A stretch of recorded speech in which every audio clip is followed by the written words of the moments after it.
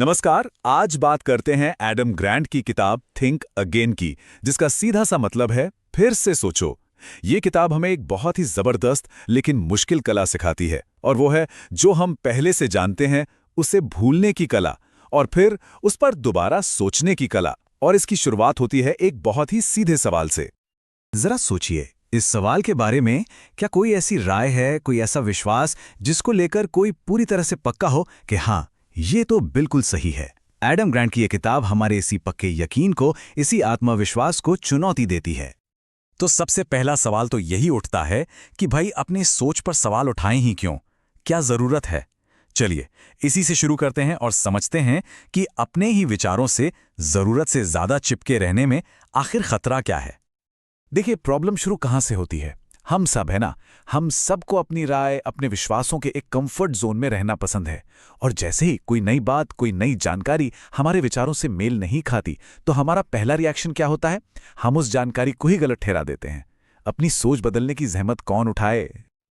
और यहीं पर एडम ग्रांट का सबसे पावरफुल मैसेज आता है। वो कहते हैं कि हमें जिंदगी भर एक स्टूडेंट बनकर रहना चाहिए, मास्टर नहीं। मतलब हमारी सोच एक स्टूडेंट जैसी होनी चाहिए, जो हमेशा ये मानता है कि सीखने को अभी बहुत कुछ बाकी है, ना कि उस मास्टर की तरह जिसे लगता है कि बस उसे तो सब पता है। क्योंकि सच तो यही है, सीखने की कोई उम्र या सीमा नहीं होती। ठीक है, तो ये तो समझ आ गया कि अपनी सोच में फंस जाना एक प्रॉब्लम है। पर इसका सॉल्यूशन क्या है? ग्रांट कहते हैं इसका जवाब दो तरह की सोच, दो तरह के माइंडसेट के बीच का फर्क समझने में है। ये दो बिल्कुल अलग दुनियाएं हैं। एक तरफ है फिक्स्ड माइंडसेट। ये वो लोग हैं जो अपनी राय को अपनी पहचान का हिस्सा बना लेते हैं। अगर कोई उनसे असहमत हो तो उन्हें लगता है कि उन पर पर्सनल अटैक हो रहा है। वहीं दूसरी तरफ है रीथिंकिंग माइंडसेट। इस सोच वाले लोगों के लिए उनकी राय बस एक शुरुआत है। ये लोग नई जानकारी का खुले दिल से स्वागत करते हैं, और अगर सच जानने के लिए अपनी राय बदलनी पड़े तो बिल्कुल नहीं हिचकिचाते।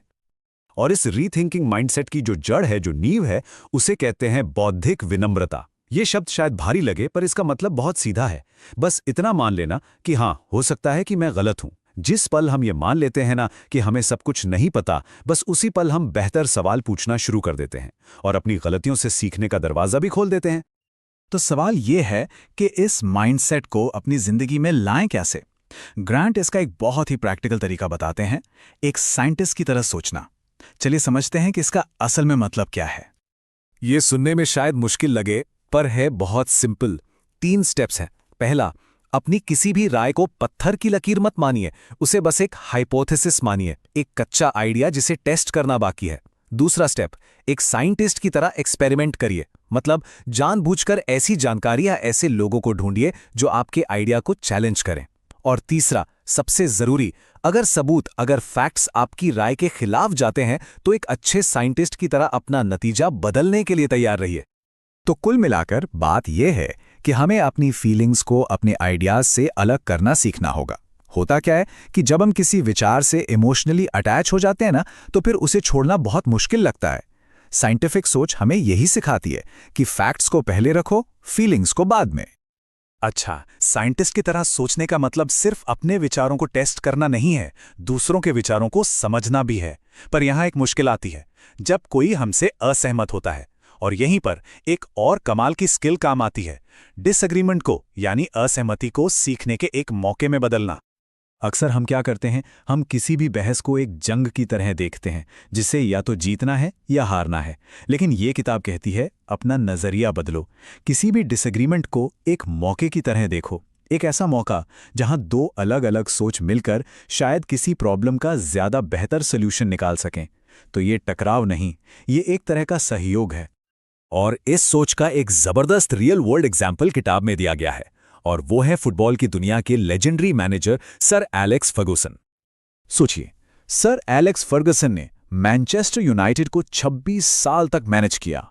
स्पोर्ट्स की दुनिया में ये एक बहुत बहुत लंबा वक्त होता है। तो उनकी कामयाबी का राज क्या था? यही कि वो कभी अपनी पुरानी जीती हुई तरकीबों से चिपके नहीं रहे। जैसे जैसे फुटबॉल का खेल बदला, फर्गुसन ने भी अपनी टीम को, अपनी ट्रेनिंग को, अपनी स्ट्रैटेजी को लगातार बदला। वो हमेशा नए आइडियाज के लिए तैयार रहते थे। ये लीडरशिप में रीथिंकिंग माइंडसेट का एक परफेक्ट एग्जाम्पल है। तो अब तक की सारी बातों का निचोड़ क्या है, सार क्या है? बहुत सिंपल, कि आज की इतनी तेजी से बदलती दुनिया में कामयाबी उसी को मिलेगी जो बदलाव को अपनाएगा। और ये जो दोबारा सोचने की कला है ना, ये सिर्फ ऑफिस या बिजनेस के लिए नहीं है।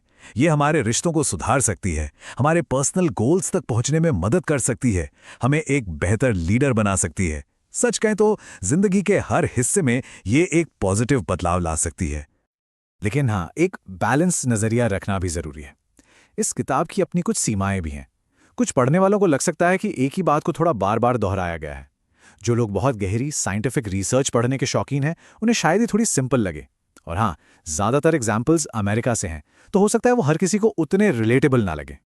तो इस पूरी बातचीत का सबसे बड़ा टेकअवे क्या है, सबसे ज़रूरी सीख क्या है? वो ये है कि अगर हमें लगातार खुद को इम्प्रूव करना है, लगातार ग्रो करना है, तो हमें अपनी पुरानी दिमागी आदतों को तोड़ना ही होगा। हमें खुले दिमाग से नए आइडियाज़ को अपनाना होगा और अपनी सोच को लगातार अपडेट करते रहना होगा। और ये सारी बातें हमें आखिर में एक बहुत ही ज़रूरी सवाल पर लाकर छोड़ देती हैं। आज ऐसा कौन सा एक विचार है, कौन सी एक राय है जिस पर एक साइंटिस्ट की तरह बिना किसी जजमेंट के एक बार फिर से दोबारा सोचा जा सकता है?